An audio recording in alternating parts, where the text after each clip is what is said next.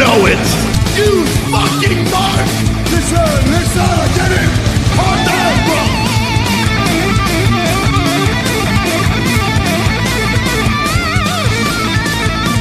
You know it's all about the flow.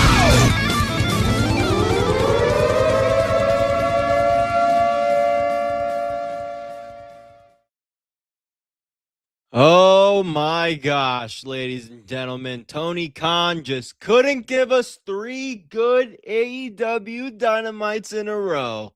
No, he could not. Welcome, ladies and gentlemen, to the Sports Jedi Network, Sports Jedi Media Network here on YouTube, X, Twitch, Kick, and wherever you are watching us. Shout out to everybody listening on the audio platforms. Thank you guys. Make sure to follow up on those audio platforms. We're going there each and every day. Same thing here on AEW Dynamite. Welcome to your Wednesday night AEW Dynamite live again here on the Sports Jedi Media channel. I am your host, PGH Chris, one half of the Dynamite Bro. Riding solo tonight, my guy Hoss, my other half of the Dynamite Bro, has some business he needs to take care of. I wish him well, brother. I wish he was here tonight because, man, this Kenny Omega stuff, it was just terrible. And I'm going to get into that. I'm going to get into the matches. I'm going to get into this boring Dynamite. Shouldn't be too long of a review here. So thank you guys for always joining us on a Wednesday night.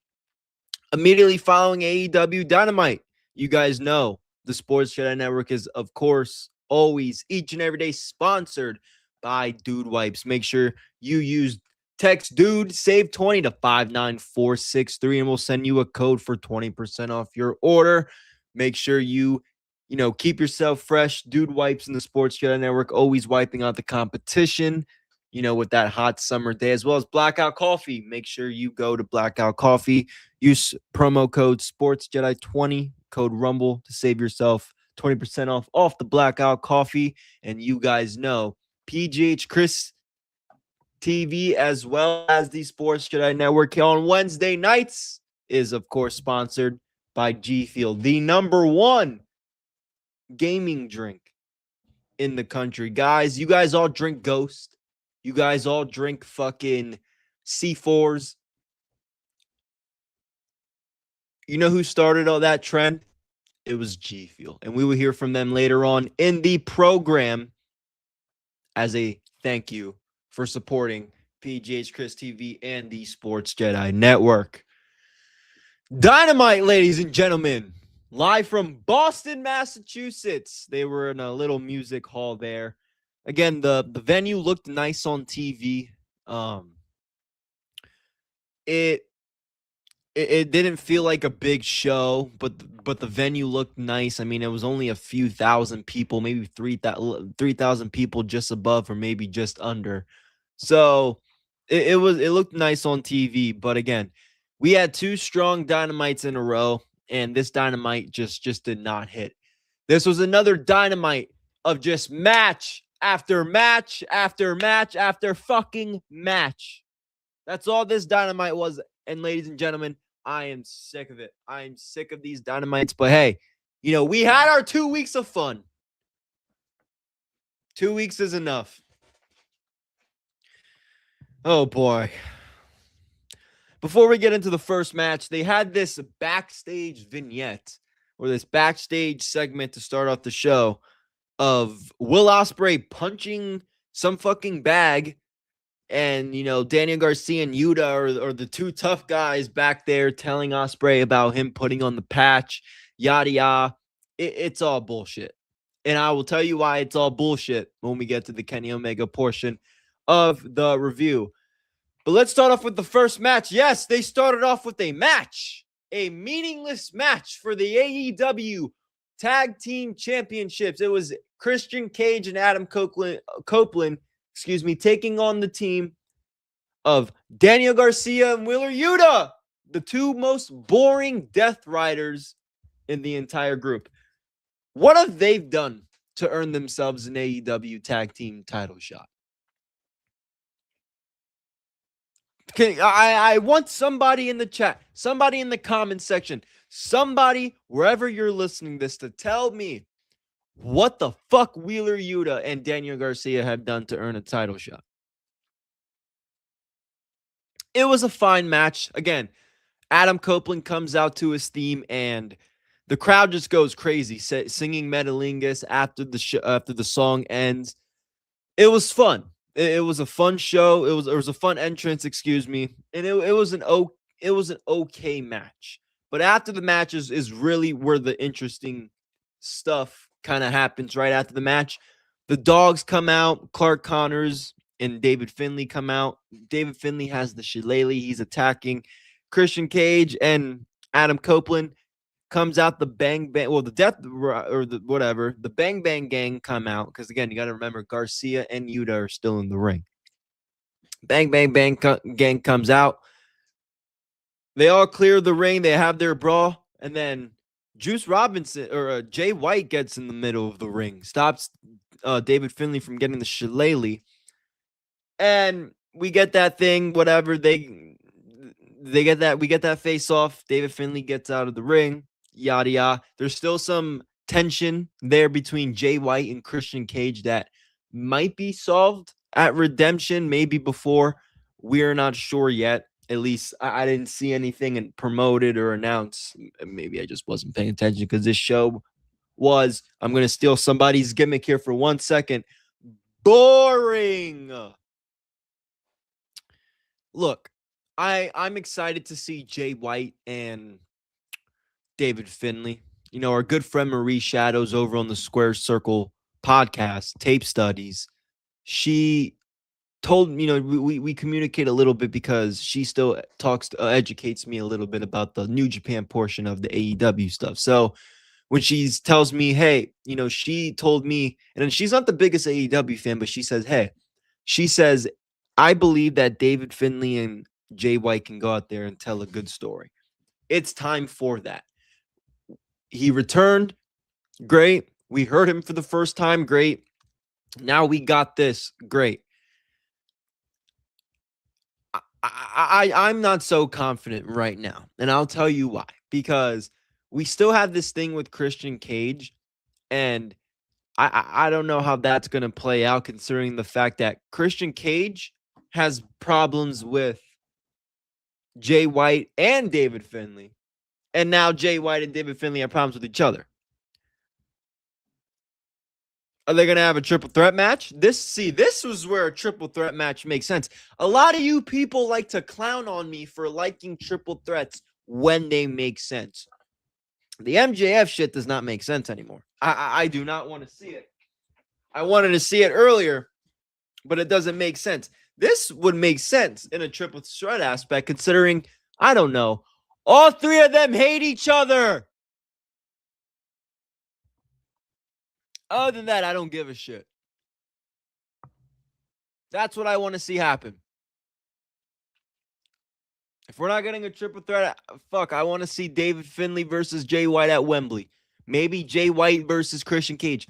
It doesn't have to be a redemption. It could be his first real big one-on-one match back.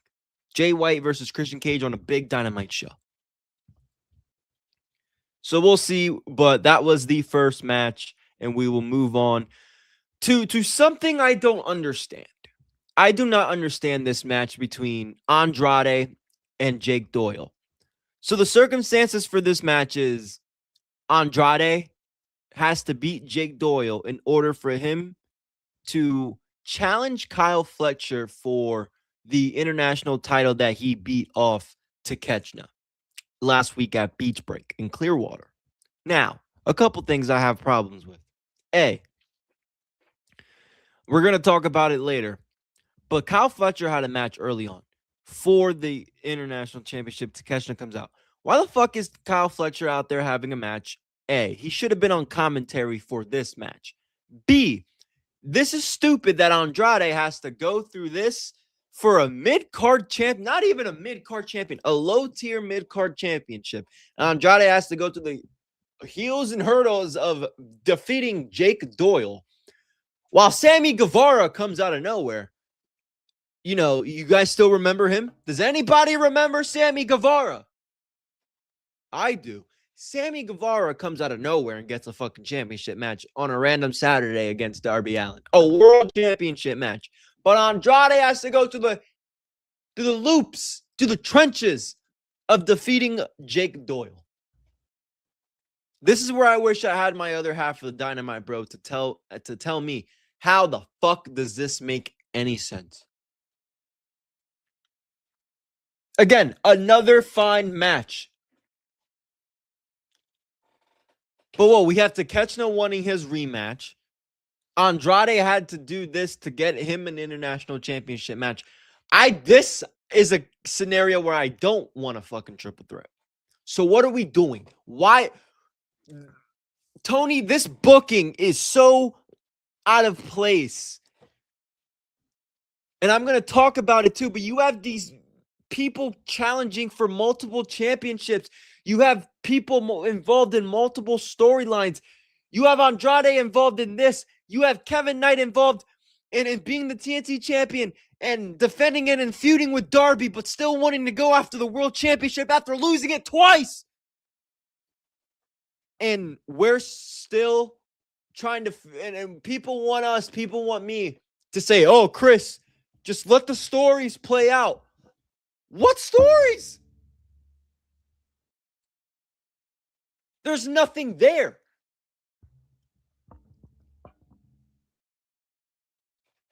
Anyway, that was that. We'll see what happens after the match, after next week. We'll see what happens when we get into the International Championship. And we'll move on to our next match. We're going to save the Kenny Omega celebration because that's really the only thing to talk about on this show. I'm going to be honest. Again, like I said, they gave us 2 weeks of good TV with stuff to actually talk about. That time has now come to an end. So we just talk about matches. Let's talk about another match. Brodito, the team of Brody King and Bandito, of course, versus Nick Kuramoto and Aaron Solo.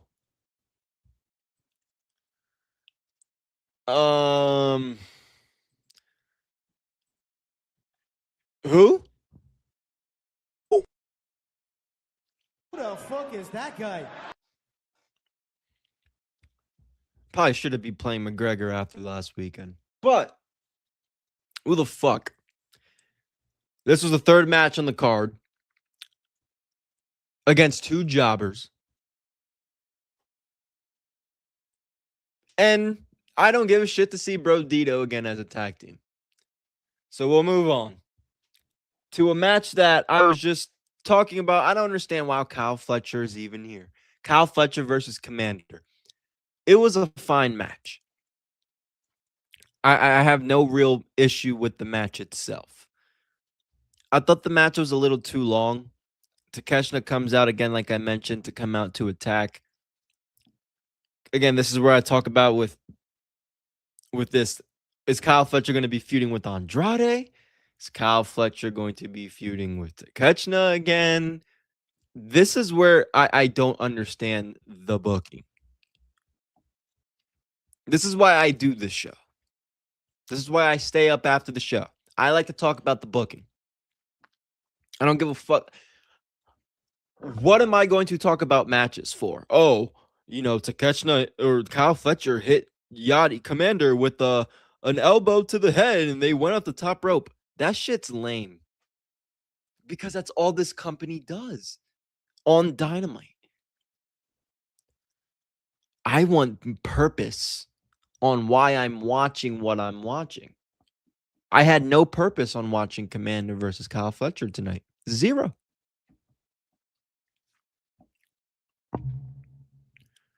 Speaking of zero purpose of the Brawling Brutes to come out and get interviewed by Renee Paquette. England lost in the World Cup, and they're promoting Wembley. Just give them the fucking AEW Women's Tag Team Championships already and move on. Give them the AEW Tag Team Championships already and move on, chat. It's just, that wasn't a good portion of the show. Jamie Hayter, we got to talk about what AEW has done with Jamie Hayter. I mean, This woman was in on a fatal 4-way match at Double or Nothing, I believe, to compete for the AEW World Title. She was the former AEW World Champion before she got hurt. She returns in her hometown on the pre-show at Wembley, the last time they were there, and she does nothing. And she has a lot of fans. I know a lot of people that love Jamie Hayter. So I don't know what the hell Tony Khan or whoever the fuck is doing. I want to get that very, very clear. We're gonna talk about the juicy stuff, ladies and gentlemen. I feel like I'm boring you guys out.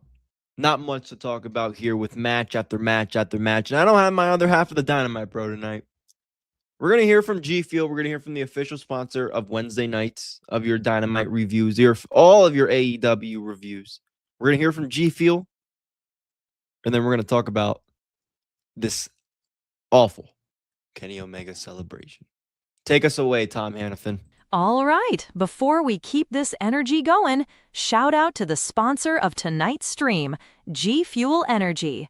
If you're watching this live, you already know. We don't do slow reactions, we don't do low energy, we stay locked in. And that's exactly what G Fuel brings to the table. Zero sugar, loaded with focus, and built for long streams just like this. Whether you're grinding, gaming, or watching chaos unfold with us, G Fuel keeps you going. Hit the link in the description, use code PGHCHRIS, and level up your energy the same way we do on Sports Jedi Network. Let's get back to it. I'm Tom Hannafin from TNA Wrestling. You're watching the Jedi Sports Network. Shout out to my Pennsylvania guy, Tom Hannafin. Just want to give you guys a reminder, G Fuel is 30% off. We are back at 30% off for a few weeks, ladies and gentlemen. Just wanted to throw that out there. 30% off G Fuel products. Use code PGHCHRIS. You will get that. I think that deserves a round of applause.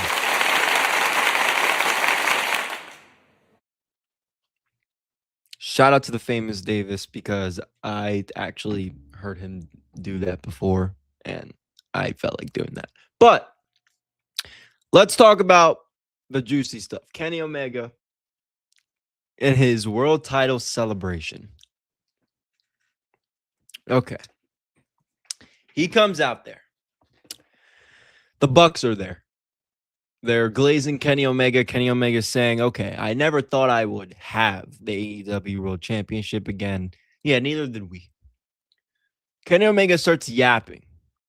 Will Ospreay's music hits. The crowd goes crazy. Will Ospreay comes out.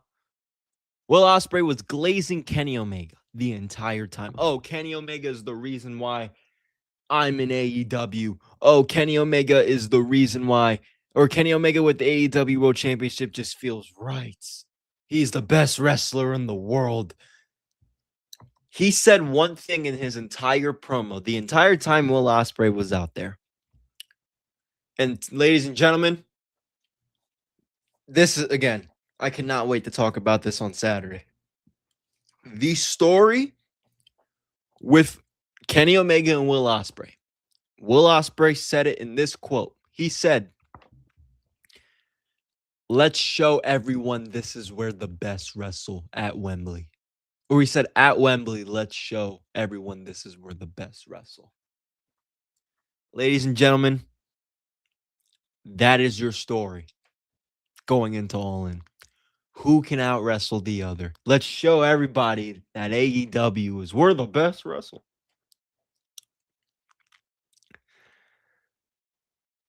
I did not like this.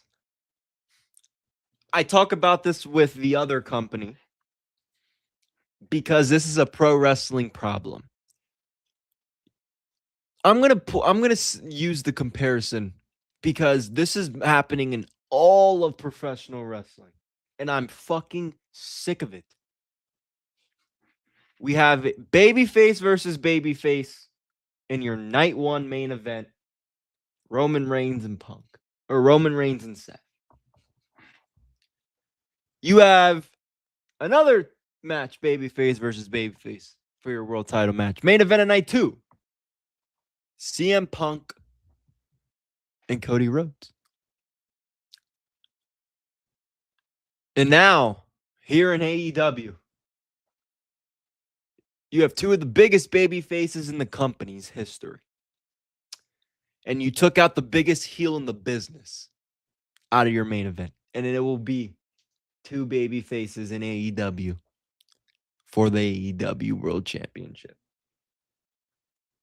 You know, we're clowning TNA. People clown TNA, you know, that's Dark Side of the Ring coming out, which I will be covering on my platform, and we will be talking about it again like we did on Saturday here on Sports Jedi Media channel. Sports Jedi Media Network. Excuse me. I'm getting used to the new channel here. At least they have heels and faces. That's the one thing I'll give Tommy Dreamer his credit. He hated doing heels faces versus faces and heels versus heels. Why the fuck can't the two biggest companies in the world, in the North American region, take a fucking playbook out of that? Or a play out of his playbook? Why didn't Kenny Omega address Will Ospreay with the Death Rider patch? Why didn't Kenny Omega come out there and say, Will, I appreciate that, but we need to talk? And then the crowd might have went, oh. And there was nothing. And I tweeted this out. And I know this pissed off a few people. I'm going to read my tweet for you guys. Because I mean it. And I just feel like this, it got a couple retweets. And I just want to see where everyone's head is at. I tweeted out during the segment while it was over. What an awful segment. Will Ospreay just went out there and glazed Kenny the entire fucking time and said, at Wembley, let's show them we're the best wrestle. That's your biggest story going into the biggest show of the year? Not to mention, from Kenny about Moxley and the Death Rider patch, nothing, no mention. And now we have Kevin Knight, the TNT champion, who has had 2 world championship matches against Darby and MJF and lost all of them. He's now feuding with Darby. Darby wants the TNT title after what he did after Double or Nothing, after Darby lost his world title. And now he wants to go for the world title at Kenny at Redemption. Ladies and gentlemen, am I crazy all along for wanting Will Ospreay versus MJF? Brian Alvarez, you were right, brother. Kevin Knight comes out and wants a fucking championship match at Redemption. I'm sure the match is official because with that backstage segment that Darby Allin and Kenny had. This is ridiculous. This is ridiculous. AEW, Tony Khan, I am begging you, at the end of Redemption, when Kenny Omega retains and Will Ospreay's music hits and he comes out there and tries to congratulate him, either bring the Death Riders out or don't. I don't think you should, because don't overshadow the moment. Have Ospreay just there. I think he should lift his hand up in Kenny's hometown. And Will Ospreay, I want everybody to hear me clearly. Mic check. Okay. Will Ospreay has to turn heel on Kenny Omega at Redemption in Kenny Omega's hometown, home country in Canada. Will Ospreay has to go heel into Wembley, and he needs to win the AEW World Championship as a heel. Like Haas said, talk shit about the Queen, yada yada. Talk about how England just lost in the World Cup because you're something. Again, the sickos like Aaron and a couple these other sickos aren't going to like the idea. They're going to try to tell me, oh, you can't turn one of your biggest baby faces heel. That's the problem with wrestling now in 2026. We need to be so damn safe. We can't have Cody Rhodes turn heel because he's the biggest kid. He draws the kids. You know, he's the next John Cena. We can't have Ospreay turn heel because he's the biggest babyface and he wants to win. He's gonna win the title in his country. Why can't he do it as a heel? It makes for better television moving forward. You want we still have a pay-per-view before All In. Do you guys want consistent week after week after week leading up to this show of just this? Of them two talking about how good they are? That's why I'm not resonating with Cody and Punk. That's why I'm not resonating with Seth and Roman, is because there's no animosity. None. Do you guys remember? I cannot play it for you guys. We know how strict YouTube is. But do you guys remember? It was, I believe, in 2022. No, it was 2020. Yeah, it was I think it was August of 2022. AEW Dynamite went off the air. United Empire was in a 6-man tag. This is when they introduced the trios titles, I think. And United Empire, it was Mark Davis and Kyle Fletcher. They were coming in, and this is when Don Callis was still with the Elite. The show went over, and they were doing this promo battle. It has over 1 million fucking views. It's one of AEW's most viewed social media clips on YouTube. And it's Kenny Omega and the Elite coming face to face with Will Ospreay and the United Empire.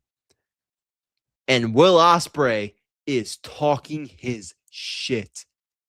Kenny Omega is talking about keep filling my shoes in New Japan. And it was so intense going into their match at Forbidden Door in 2022-23. What happened? That you cannot recreate that with these two guys. I'm sorry. Look at what we got. Like, you just can't. You can't. They're both not in that position. At least MJF. When I talk about the history between Ospreay and MJF going back to the last Wembley Stadium show, MJF is still that mega heel. Ospreay is still that mega babyface.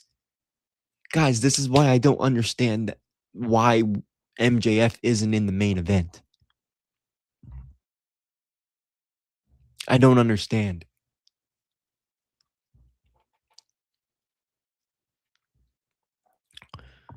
Anyway, it just can't be topped. What those two guys did after that Dynamite in 2022 is magic. And unless Will Ospreay turns heel at Redemption, this feud is fucking ice cold. The only reason why myself, not just because I'm going to be covering this shit, but we know it's going to be, like you sickos like to say, a 5-star classic. It's not going to be better than their match at Forbidden Door. And the feud's not going to be better unless Ospreay turns heel. It's the only way. That is the only way, because this segment was not good. It was not. There was a brawl after the Death Rider. This is why I don't understand either. After this brawl, the Death Riders come out, and it's well the Don Callis family, whatever.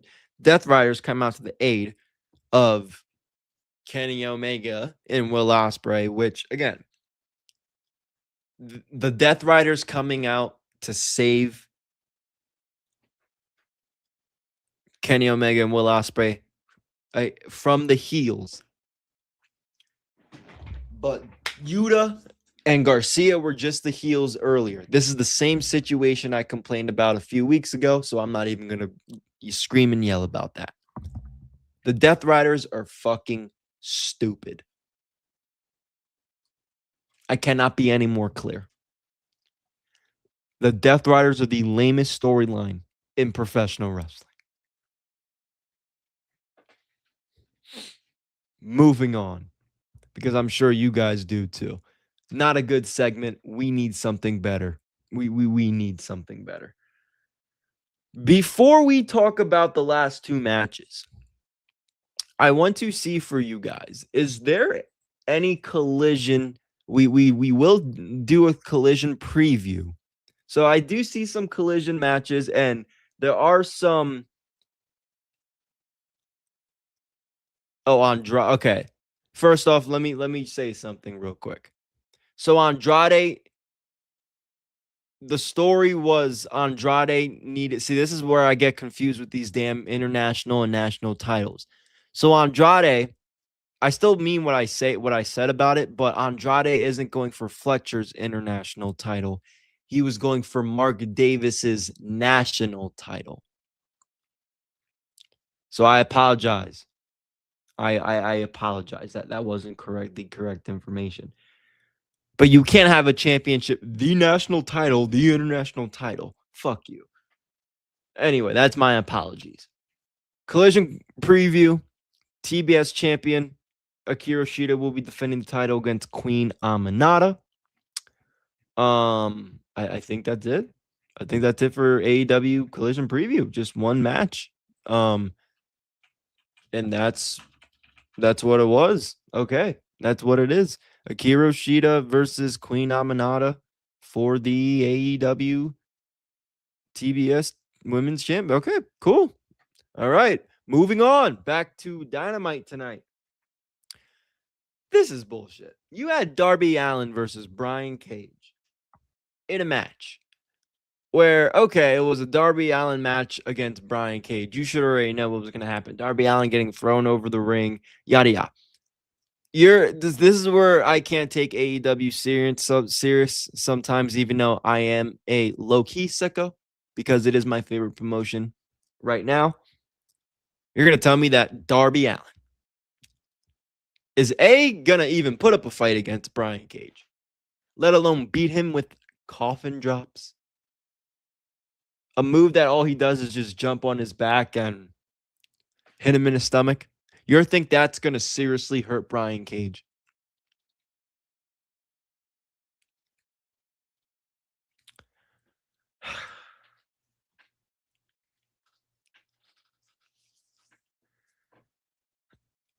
It wasn't a good match. I'll be honest. I wasn't that interested in the match. There were some spots, but again, what's Darby Allin doing having a match against Brian Cage if he wants to go after Kevin Knight's TNT Championship?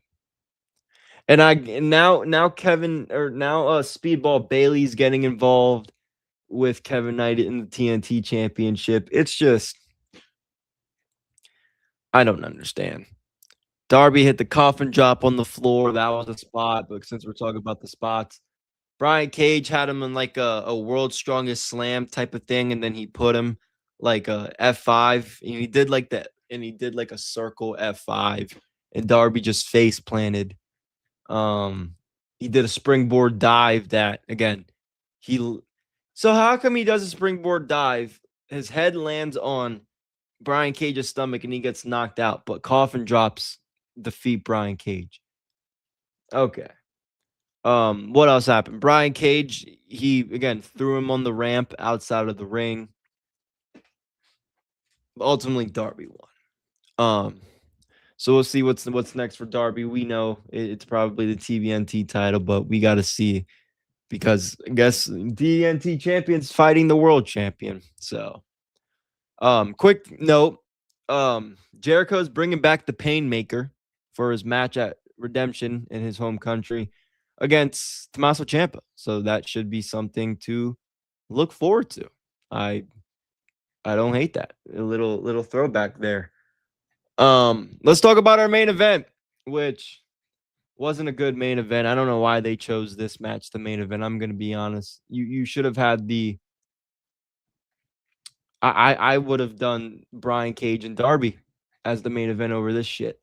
But you had 6 women tag team match. Willow Nightingale, Maya World, and who was the other person? Hey Han or whatever, taking on Lana Cross, Megan Bayne, and Mercedes Moné. Again, not the greatest match. Lana Cross and Megan Bayne got some good offense there against Maya World and Heya. Maya World and Heya got some revenge back on Mercedes, Megan Bayne, and Lana Cross and Willow Nightingale when they all do that front flip tumble spot outside of the ring. Again, some good double team action from Mercedes and Megan Bayne. That's a match I want to see in the singles division, but they had some good tag team work there. Ultimately, Willow Nightingale, she hit that brutal spear, but we know why they did this. Is because Mercedes is from Boston, so the CEO got a win. She pinned, I think, Heya, the non-AEW talent, so she pins her in the middle of the ring for the win, and or I think it might have been Maya World. If she pins Maya, I can't remember which one it was because they were both wearing damn near the same shit. But Mercedes gets to win her hometown, and that's the reason why they ultimately chose for her to main event. Guys, apologies for the shorter review tonight. Again, when I don't have my Dynamite Bro with me. Again, he's out doing business, and we'll see you soon. I cannot wait to talk to him on Saturday about this because I'm dying to know what he thinks about what I think. But it's just because this is another show where match after match after match. It doesn't make for good television. It doesn't make for good conversations. It doesn't make for good shows. Again, we had 2 weeks of good TV. I don't know why we can't have that consistency. Consistency is key, and this company does not have the key to that. Ladies and gentlemen, I don't think I forgot anything else tonight. I appreciate it. Thank you guys so much for tuning in on this Wednesday night short edition here for your AEW Dynamite post show on the Sports Jedi Media Network. Make sure you guys come subscribe to the channel here. Again, we got a lot of programming with the Garden of Thoughts and the MLW Files with Jeff Littman. We got us, obviously, myself and Kevin Haas, the Dynamite Bros. Kevin Jeff are doing the NXT reviews. They did a great NXT review yesterday. Make sure you guys go check that out. They just had an interview with. I'm going to pull up the name so I give the man the proper respect that he deserves. And if I butcher the name, I apologize. But if I could find it right here, his name, I know he's an editor. His name was Matt Provenzano. Again, I probably butchered that shit, but I want to give him a shout out for being a guest on the network earlier today. Again, shout out to Mets for doing the All-Star game yesterday. Shout out to everybody again. The talking in league, famous Davis, Smoke Sessions, Marie Shadows. Thank you guys. Thank you all. Appreciate everybody. Don't forget, subscribe, like, follow myself, the Sports Jedi Media, everybody I just shouted out there. We will be back live next Wednesday nights. We will be live this Saturday to talk a little bit more about this situation. We will go way more into detail. We will have way more conversation. And it's going to be a fun one, guys. Make sure you guys are there. Until then, this has been your host, PGH Chris TV from the Sports Jedi Network, saying good night. Again, thank you guys for joining, and we'll see you next week. Peace.